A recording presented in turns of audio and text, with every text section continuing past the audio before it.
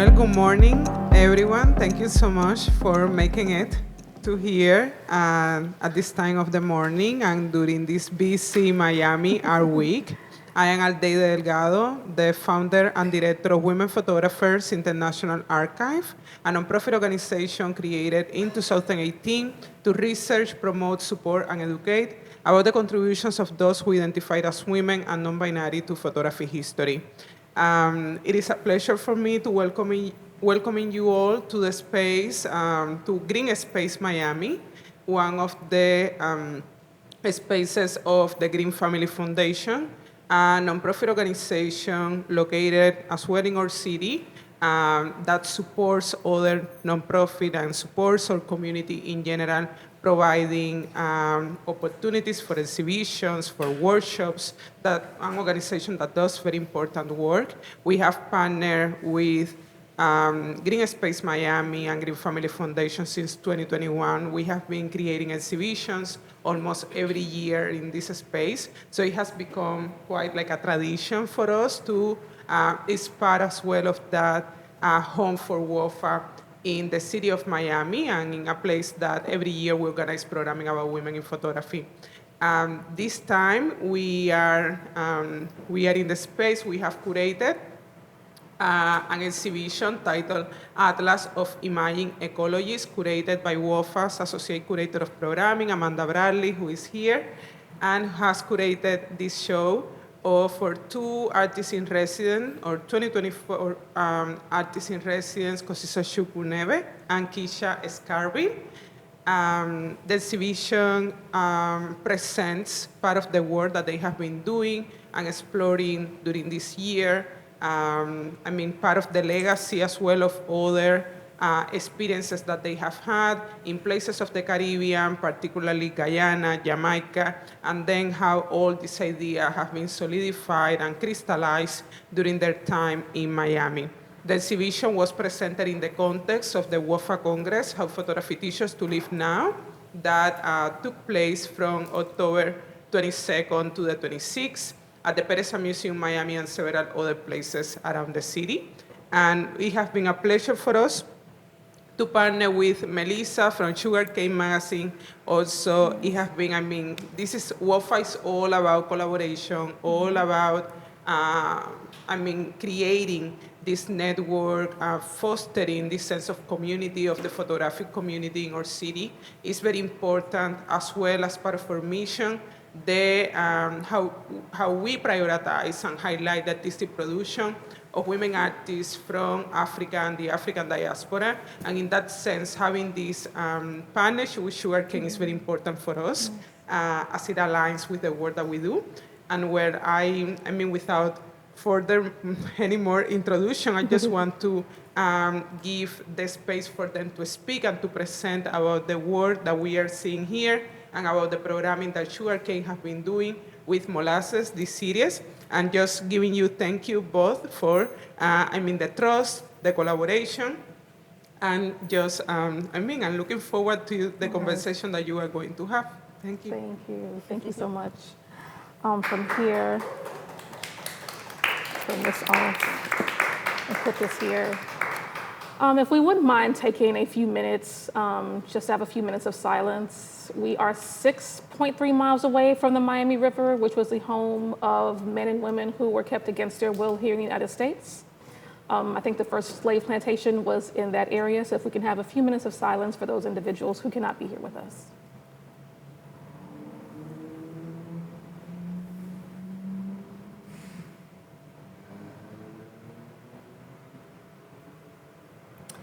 Their spirits live on, they are remembered, and I thank you for that. Kosi, so before we get started, two things. We're going to practice your name, if you wouldn't mind pronouncing it for us again, because I don't want to call you Kosi throughout the whole interview, but also for those who are watching and for our audience, that they know the proper way to pronounce your name. So phonetically, the full name is Kosisochukwu. It's an Igbo name. It means as it pleases God. Phonetically, it is Ko, si as in see, saw as in like a saw or saw something, chew as in chewing, and then ku as in like a military coup. So Yes. Kosisochukwu. Kosisochukwu. I love Yeah. it. But your friends call you? Kosi. We call you Kosi. Yeah. So we are friends, but whenever you see her, you now know how to pronounce her name. That was a conversation that I had with somebody earlier. Well, how do you pronounce her name? So now we have it, right? So we're going to start off with bragging about you and what you do. So please tell us a little bit about you and where you're from. Yeah, so I'm a conceptual artist. I'm a Nigerian-Canadian artist. I'm self-taught, and I think that's really important to note because that really informs the way I approach my practice. My background is in economics, and I worked in policy for 8 years. And so I'm very kind of research-heavy in my approach to my artistic practice. And I'm also constantly thinking about how art can potentially kind of transform society. So within my projects, some of them are very kind of socially engaged as well. So I'd love to talk about that a little bit too. And I'm an artist that's really interested in unpacking what we understand Blackness to be as someone who is Nigerian and moved to Canada when I was 5. I see Blackness and histories of slavery and colonialism from that perspective. Also informed by the reality of growing up in Canada, which is, of course, a settler colonial nation. And so I'm the product of different forms of colonialism, and I try and examine them together and unpack them. So I'll just leave it at that, yeah. We spoke a little bit earlier about you moving from Nigeria to Canada. So you were in the United States. We have had an interesting November. Things didn't quite turn out the way we thought they would. And immigration seemed to be top of mind for everyone. So just to talk about your immigration story, if you wouldn't mind sharing what that was like moving from Nigeria to Canada. Very different climates, socially, geographically. Tell us about that move. So that was in 1998, and I was 5, and my mom moved with 3 kids under the age of 8 by herself to Canada. And so I think that tells you a little bit about the circumstances. So obviously not ideal circumstances, and arriving in Canada was hard. Yes. That's the reality of it. And so I think that, again, colors my understandings of equality and inequality in North America, but also just thinking about inequality on the continent, on the African continent. And that has always been something that I kind of touch on in the work I was doing in policy, but also within my practice. And so there's already that kind of economic disparity kind of element that comes into my own personal story. But there's also the element of kind of leaving a country where everyone around you is Black, looks like you. And so Blackness is understood very differently on the continent than it is when you arrive somewhere that's predominantly white, that has a very different history. And so you start to understand your identity in a very different way. And so even now, as I meet people who grew up in Nigeria, as much as I'm happy for the opportunities that I had by virtue of moving to Canada, there's also a loss that happened. There's a sense of self that's rooted in a kind of understanding of where you're from and proximity to people who look like you constantly that you lose when you leave. And so there was a trade-off that happened. And I think it's important to, be able to accept and honor the privileges that came with that, but there's also something that was lost, and a lot of my practice is rooted in that kind of trying to recuperate or to understand and to kind of make visible that loss.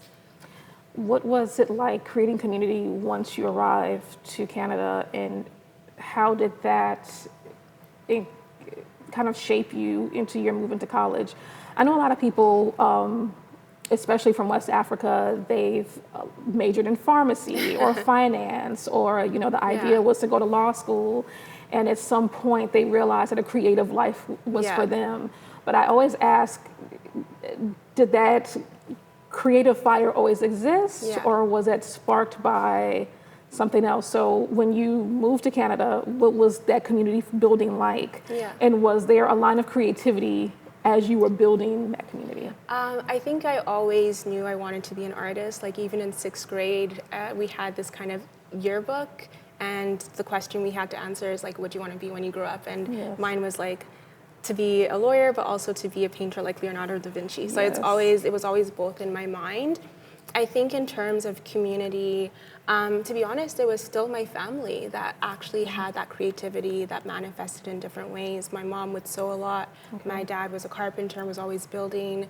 My brother eventually DJ'd. My sister was on a radio show. So creativity was all around us in different ways. So we knew that even if we took the more traditional routes, like my brother is a lawyer, my sister works in policy and did her PhD, my mom's a scientist, we always knew that you could have both. And there wasn't this kind of like need to abandon one. I'm just particular in the sense that I've made this my actual full-time job now, you know, but thankfully I was in a family that always expressed creativity. I love that. So when you mentioned that you were in finance for 8 years, you worked in policy. When did you finally say no more 9 to 5, traditional 9 to 5? That's it, I'm taking this seriously. After the second burnout. Unfortunately, I think when your body kind of shuts down and your mind shuts down, it's kind of like a sign that maybe you should rejig things and kind of prioritize your well-being. And so my leave of absence from work started off with a sick leave for burnout. And so that's the reality. It's not glamorous all the time, right? It can be very hard and challenging. But I'm grateful for that nonetheless, because now I get to do this full time, and it's just been the ability to devote the fullness of my time towards my practice is amazing. I'm just so grateful for that. So I'm happy with how that turned out, and You said something in the video that we shot earlier. We have a short about the exhibition here in Miami, but also you kind of alluded to it, I think maybe in our private conversation. You mentioned that you were, kind of diving back into your culture again and trying to pull out those memories. Tell me about that process. You mentioned that there were friends who were also helping you and introducing you to things. Tell me about that. Yeah, I think for me, there's a sense of wanting to reconnect with what it means to be Igbo and to be Nigerian. I think that for most of my life, I've been battling with what it means to be Black. And that has been, something that there's a lot of thinkers I turn to, Frantz Fanon, Bell Hooks, and so on, Black feminist thinkers. And so now I feel like I have a good understanding of that, such that what I'm interested in is kind of trying to understand what it means to be, Nigerian and Igbo, but in a sense, in a way that allows me to answer a question that I've always grappled with, which is, what is my relation to slavery, like my relationship to slavery? And part of what has kind of brought me to this residency is a kind of particular way of answering all of these questions, which is to go to Jamaica and to go to the Caribbean. Because I wanted to find out more about where some of these traces of not only language but also spiritual traditions remained that were in a way closer to me than going back to Nigeria. When I left Nigeria at 5, the first time I went back was when I was 30. And so what I had instead were these fragments of Igbo identity and Igbo culture that were in Cuba, that were in Jamaica, and that I could more easily access or understand in a way. And so through that, I've been trying to bring together Blackness and my African identity in a way that allows me to look at slavery, to look at colonialism, but also to rethink how those are grounded in my identity. And what have you found so far? I find it interesting. There's a lot of things these are things that I'm still very much unpacking. So I find it interesting that when I went to Jamaica, I was trying to find traces of Igbo spirituality. So in Igbo spirituality, there's this concept of dibia. That is this kind of relationship between spirituality and plant medicine. And so they're basically the healers within Igbo spirituality. And it's kind of, there's a hypothesis that Obia in Jamaica is derived from Dibia. And so when you're looking at kind of these different Caribbean spiritual traditions, they usually have a root somewhere. So Voodoo has a root in Benin. Santeria has a root in Yoruba traditions. And so I was trying to find where the Igbo spiritual traditions transformed and took root in the Caribbean. And so I found that, but now I have all of these histories of how Igbo spirituality kind of transformed in Jamaica and how it kind of gave people some powers over their circumstances. So Obia people were the ones who were able to provide healing kind of remedies to enslaved people in Jamaica. Nanny of the Maroons, who was this huge resistance figure in Jamaica, she was an Obia woman, right? So there are all of these traces of these spiritual traditions actually providing a sense of agency and a sense of empowerment. And then going back to Nigeria, and then conversations around like Igbo spirituality or conversations around African spirituality are still so kind of not understood. There's a lot of information about Yoruba spirituality, so the Orishas and so on, there's tons written about it, but when it comes to other groups, there's a lot of silence. And so even in terms of Igbo spirituality, you'll find out more about it in Nollywood films. But they're still kind of maligned, right? It's the witch doctors, right? There's a lack of understanding of what it actually is, and there's a lot of fear. And so I'm having to deal with the past of what these spiritual traditions offered enslaved people, and then the realities today on the continent, which is still a lot of fear, or a feeling that like you go to the witch doctor when, again, economic inequality, you want money, and so you go to the witch doctor for a kind of charm or something that will help you make money. And so I'm still grappling with the lived realities today and then the past, and how to reconcile those two things, because they're still connected. And so these are all things that are going on in my head that I'm still unpacking, but I think are just incredibly meaningful and just need more time for me. And where do we see this research in some of your past work, or even maybe some of your more recent pieces? So the work around like plant life and the role that it played on plantations is kind of very much present in a body of work called An Inheritance, a Threat, a Haunting. It's a body of work where I'm looking at how cassava, which is a crop that's native to South America and the Caribbean, also called yucca. It's a crop that was used by enslaved women in Jamaica to actually poison their slave masters. Cassava is naturally poisonous, and so in the same way that you have processes by which you render it edible by removing its cyanide that it contains, you find ways of removing that cyanide. You can alternatively actually find ways of concentrating it and turning it into a weapon. And so this was like a knowledge that was developed by indigenous peoples of Jamaica, the Tainos, but it was shared with enslaved people. And they made use of it to, in part, poison slave masters. And so that was a history of resistance that I found and that I was really fascinated by. And from there, I started looking at the way in which there are very gendered forms of violence that enslaved women had to go through. But by virtue of the gendered forms of oppression that they had to survive under, it gave them particular forms of resistance. And so if you're being forced to provide care labor in the home of your slave master, that means you have access to the food and drink. And so a lot of times poisoning plots were actually something that enslaved women were a part of because of the position that they had in the home. And so all of a sudden, I'm really interested in going through the archives and excavating these gendered histories of resistance, which are oftentimes lost. We forget, again, Nanny of the Maroons. These are women who are at the forefront of fighting, but their names are sometimes not recorded, or people say that Nanny didn't even exist, right? We just dismiss them in so many different ways. And so within my practice, I use this knowledge of plant life that was oftentimes also gendered as a way of speaking to, again, resistance and all of that. Which takes me to this kind of, you mentioned your research. You have a finance background. Where did you get the skill set to move into art? You're self-taught. What did you start off with? What were you working with?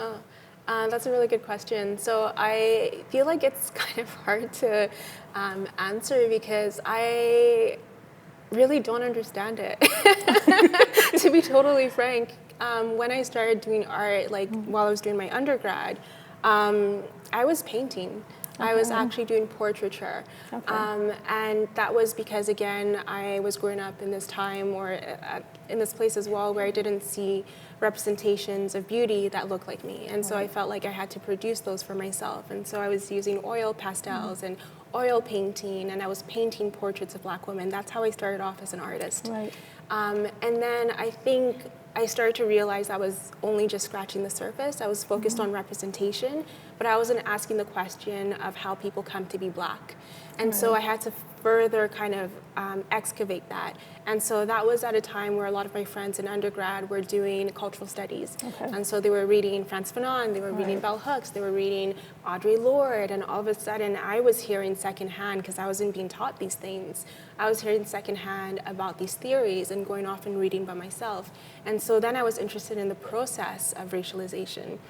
And I realized I couldn't touch on that through the portraiture I was creating. And so I actually ended up taking a break from creating that kind of work. I stopped, and I took 2 years. I didn't produce anything. I spent a lot of time actually looking at works by artists I really respected. Spent a lot of time with Carrie Mae Weems, actually, Lorna Simpson, Lorraine O'Grady, who are really pushing the boundaries of how we represent Black women to tell broader stories, but also really starting to look at installation art and to look at conceptual art and starting to understand that that would allow me to get at these questions, these really meaty questions that I couldn't find a way of addressing through portraiture. And so after having done that work of spending time with other people's work and kind of deciphering what do I like about it, oftentimes there was a playfulness to the way that they approach their work. It was the simplicity almost that at the same time as being very simple actually had so many layers. And so I started to kind of distill what makes a work successful. Okay. And then I tried to do that. Okay. I started to use photography, so that's actually when I started to turn to myself. Initially I did self-portraiture, and that was because of the women I was looking at. And I used self-portraiture and photography initially to address these questions about the process of racialization. Yes. And then from there, I just had more and more questions about settler colonialism and all of these other things that just kept coming. And now I had a way of addressing them through a practice that was grounded in concepts and ideas, and then manifested basically in different visual forms based on the question I was asking. So I'm really proud of myself that I didn't start to cry because of something that you said, and that is you were looking for yourself. Yeah. I can't tell you how many Black men and women, I don't care where we're from, we are always trying to find ourselves. Yeah. If you're in theater, if you were, like me as a kid, I love theater, and one day I realized, why don't we read any plays by Black playwrights? And why do we think that August Wilson is the only Black playwright when there's so many more? That there's always this conversation about finding ourselves. And just to hear you say that, it's just like one more person was just really kind of got me there. But you also said something else that I think is really important. You mentioned mentorship. Yeah. Having time to spending time with Carrie Mae Weems and Lorraine O'Grady. Yeah. What did mentorship do for you and your practice? I think it really gave me a sense of what was possible. Carrie Mae Weems and like the Kitchen Table series, I don't even know how to articulate what that meant for me. Yes. And it's just like there was a quietness and a kind of certainty in the way that she represented herself and family life and Blackness that stays with me. Right. And a self-assuredness as well. Okay. And so there were things about how we can put ourselves out to the world that we don't need to question and won't be questioned because of that kind of like underlying certainty almost. And so I feel like it gave me confidence, right, to see other women doing that. Yes. And then as like a conceptual artist, there's a conceptual artist, a Black woman in Canada, Kapwani Kawanga. Yes. Who, do you know Kapwani? I know the name, yes. Kapwani is, I've met Kapwani a couple times. Each time I fangirl and each time it's embarrassing and I tell her I'm sorry and I do it again, I think she's phenomenal. And I've had the pleasure of showing my work alongside her, and those moments of like, as a conceptual artist, you question like, who's gonna buy this? Things like that. Yes. So there's some difficulties that come with the line of work I've chosen as an artist, and to have someone like Kapwani, who is so successful, who represented Canada at the Venice Biennale this year, to have her as a model and to have had conversations with her, it's like, okay.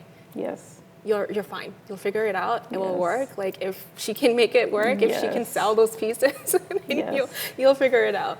And so I think it's so important because sometimes it does feel like we're trying to carve our own way and there's no blueprint. And Yes. I think each artist's journey is very individual. I do think that it's very unique.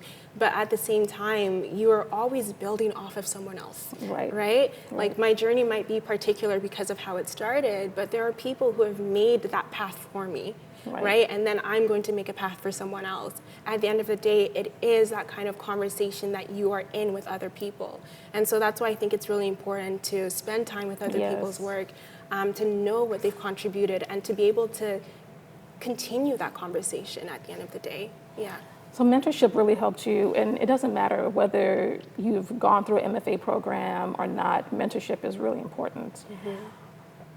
As you moved into the art world, being self-taught, did it make you feel maybe unsure or uncomfortable? And if it didn't, what were the keys that helped you with your confidence moving through, especially when there's so much conversation about going through elite programs? Yeah, that's a really good question. I think when I was younger, at some point I had a lot of bravado, Okay. which I think was actually really important because I was working full time in policy. I didn't have any arts background, but I was so committed to what I was doing. You couldn't tell me otherwise. I love that. And I think, that waned over time. I think, life happens and things happen. But I think having that confidence, I think because I had spent so much time looking at other people's work and seeing what was possible, and I felt like I could also do something, I think it was really important that I had that confidence from other people's experience early on in my career. Because again, the art world is a world that can be inhospitable depending on where you're coming from and how you're getting there. And so you really do need to have that certainty that you belong, because if not, it will be eaten away at very quickly. Yes. And you need to find the people who will provide you with a safe space. So WOFA, Yes. is a huge one. For me, it's been these residencies that have provided not only space, but a network that have really connected me to people who, again, see what I'm doing and also see where it can go or see where it is already. Right. And so they give you the space to actually do the work that you want to do, you want to be doing, and create the work that is needed. And so I think having those support systems that for me have come mainly through residencies has been so crucial and so important. Yeah. And I always talk about, audacity. You mentioned the bravado that you had when you were young, but that is really important. It is. It is. Also, it gives you confidence, but it also gives you freedom to try new things. So I was speaking to a friend of mine, and I told him about the talk today, and he couldn't come because he had to go to work, but he said, she's printing on banana leaves. And I said, yes, she's printing on banana leaves. And he said, well, how does one do that? And I said, we can come and ask her, but it's just being able to still, make that time for yourself, still be able to experiment and try new things and find community where you can have the freedom to do that. It's so crucial, which is what I love. And also something that you mentioned to me earlier is that next year you'll spend a year in the Netherlands. So tell me about that program. Yeah, so I'm really excited about that. I'm doing a year-long residency at the Jan van Eyck Academy. It's a post-academic institution. And so for me, it's so exciting because, again, I don't have an MFA, I don't have a BFA. I've never had that kind of extended period of time where you're with a teacher and with peers, other students, and you have studio space and you are there for like 8 months, a year, whatever period of time just to do art. I've never had that. And so this provides me with basically that. I have a studio, I have a group of about 30 other peers as part of the residency. We're going to have mentors, and it's basically school. I gotcha. And I get paid for it, so it's really great. Also, better. it's also that as well. And so I'm really excited because I get the opportunity to engage with parts of my practice that are slower. Okay. So sometimes it feels like, as an artist, it's this constant rush to produce because that's how you get paid. Right. And so you're constantly going from one project to the next, and you never really have the time or space to sit down and reflect on what you've been creating over a period of years. Right. And so with this residency, it's a residency that's actually geared towards both, yes, production, but also research. Okay. It's interdisciplinary, so some of the other people are actually architects or curators or researchers, and there's a huge focus on food, so some of them are chefs. Okay. And essentially, I get a chance to develop a conceptual framework around my practice. And so there are a lot of ideas that I've been working with, ideas that were concepts I've been developing that I haven't had the chance to really anchor in writing, right? Okay. To actually pen them out and to kind of be able to articulate them. And so part of the work I'll be doing is actually sitting with that and writing, because I also am a writer, and so I want to have a writing practice that's also alive. And so I'll get a chance to write about my work, create new work, and just kind of think about the knowledge that's being produced through my practice. I think that artists fundamentally, in the act of creating, are producing knowledge. Right. I think that artists are theorists. I think that artists are philosophers. If you sit in front of a painting, it will change the way you think about life. Yes. And I think that's the power of it. And sometimes we don't give artists that kind of recognition of how much they're transforming the way we think about social or even kind of like philosophical concepts and ideas. And so I want to be able to articulate what my work has been trying to do. And so I'm excited about that. I keep going back to this conversation about, elite programs and BFA and MFA programs, because there are so many artists that would love to go to school that maybe can't afford to, don't have the time to, can't afford to take the 2 years off. I know several young people that would change their majors once they got into school because it was just so expensive to even do graphic design, all of the materials and the programs that you had to have, it was just too expensive for them. So this program that you're talking about is really unique, and I can see where that would be a viable place for a young artist. Can you share your thoughts about alternative education for those young people or even middle-aged people who want to make a career change? What this type of work can do for you, like maybe, focusing on residencies as you build your practice? Absolutely. I would absolutely recommend it. Again, I have a background in economics. I did a master's in sociology in London. I worked in government for 8 years. I don't have a BFA, I don't have an MFA, I've never studied art, but I've still been able to find my way in the art world, and that's because, one thing is because I just kept producing, which I'm really happy about, but another thing is because of these residencies that have really opened up the possibility of having also an international career. And so as a Canadian artist, oftentimes if you want to get outside of Canada, like the way that people might do it is through either gallery representation, and so that's another thing, or through an MFA or school outside of Canada. And I've been able to find my way in the international art world through residencies. And I think that it really gives you the space to develop your practice in a way that is more geared towards your own understanding. There are ways I produce work that are very much because of my background in research and policy and all of that.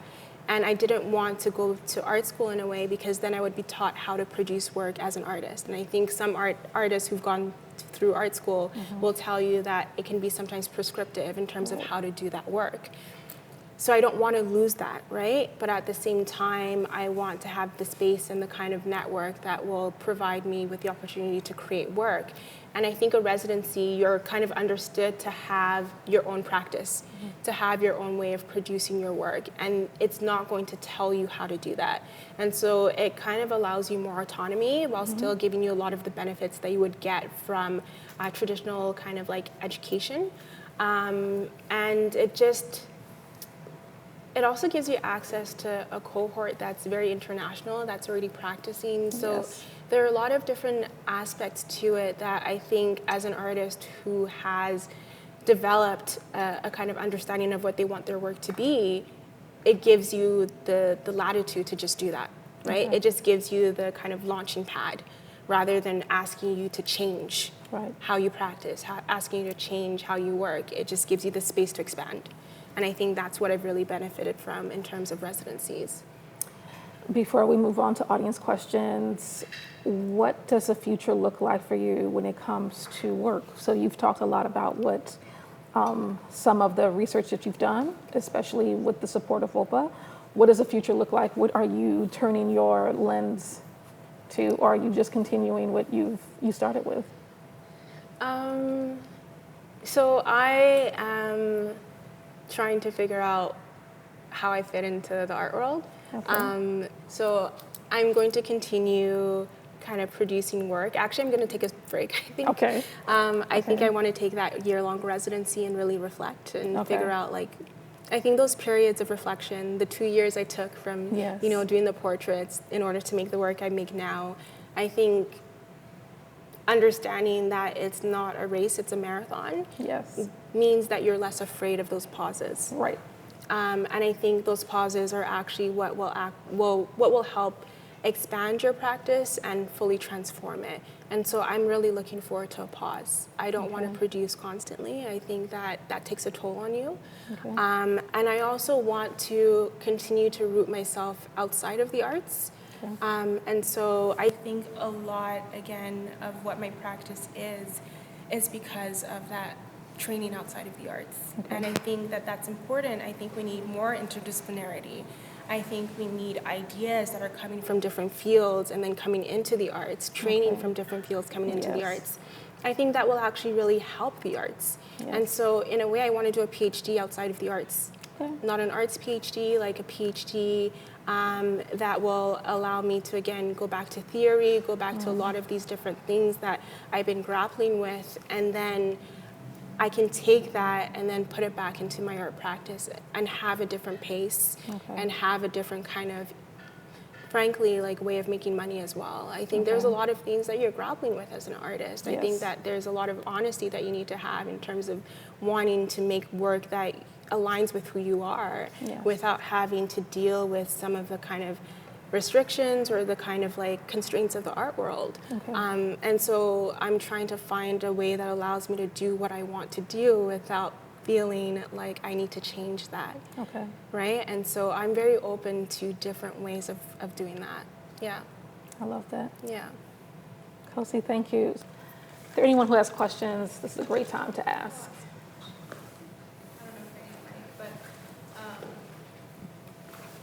Kosi, I'm curious, I think you talked a little bit about writing as a part of your practice, and I've heard you speak, and we've obviously talked a lot about, process and research. Can you talk about, how writing plays a role in maybe the translation to the visual aspect of the work? I know, for example, in this show where you're seated in front of this new work that you completely conceptualized for this that came from a residency you did in Jamaica. So I'm curious as to what role writing plays in the process of developing, the physical works. Yeah, absolutely. I think for me, writing is really key. My work starts off with reading, right? I spend tons and tons of time doing research. And then the question oftentimes then is how to articulate that research into a kind of visual manifestation. And oftentimes the in-between is writing it out. And there's that kind of role that writing plays in the formation and conceptualization of the works. But as I said before, I really do think that the process of creating is a form of knowledge production. And so it's only after I've created something that all of a sudden I'm able to understand the ways in which it's actually pushing my understandings of the subject matter I started off with. And it's helping me identify new ideas. And then I have to go back and write that out, right? And so I feel like, again, it's this entire conversation that's taking place where if I'm starting off with a theory, at the end of the day, by the time I've created the work, there's a new addition to that theory in terms of a conversation that I'm engaged in that I need to go back and write so that it can be part of it, right? So I think of it as a kind of citational practice because, again, I have an academic background, so I think about it academically, right? I've actually contributed to the scholarship through a visual manifestation, but they won't accept the visual manifestation as knowledge. So I'll go and write it out so you can get it. You know what I mean? Like, you know, so that's kind of what I'm doing. Yeah. So I was going to ask you about writing. So Amanda beat me to it. But then my next question is for young artists, what would you recommend when it comes to reading? What are you reading, and what did you read that really inspired you and pushed you to the next level in your artistic practice? I think reading is so key, and I think reading theory is amazing. Fanon helped me tremendously. Okay. Franz Fanon, Black Skin, White Masks, Yes. there are passages from that book that inspired like entire bodies of work. I also read things that are like less traditionally like art kind of like art books. So Fanon will oftentimes I think be kind of included maybe in curriculum or with regards to art school. But I read a lot. I didn't even read a lot. Like I worked in policy. Like I worked like my experience with food and how it comes into my practice is because I worked in food policy for years, right? And so that's what I'm saying about that interdisciplinarity. Yes. It's that sometimes you actually have to live it, right? You have to, some of the artists whose practice really inspires me are architects, right? They're studying architecture, they're learning that vocabulary, they have that way of thinking, and then they bring that into the arts. And so I'm really interested in people like artists potentially studying in fields outside of what they would traditionally do, or people coming from different fields and having a particular way of creating art. I think having more of that is only ever going to expand and kind of make things even richer. And so I really do recommend just reading or just experiencing as much as you can in ways that might not be expected. Yeah. Gotcha. Thank you so much for your time.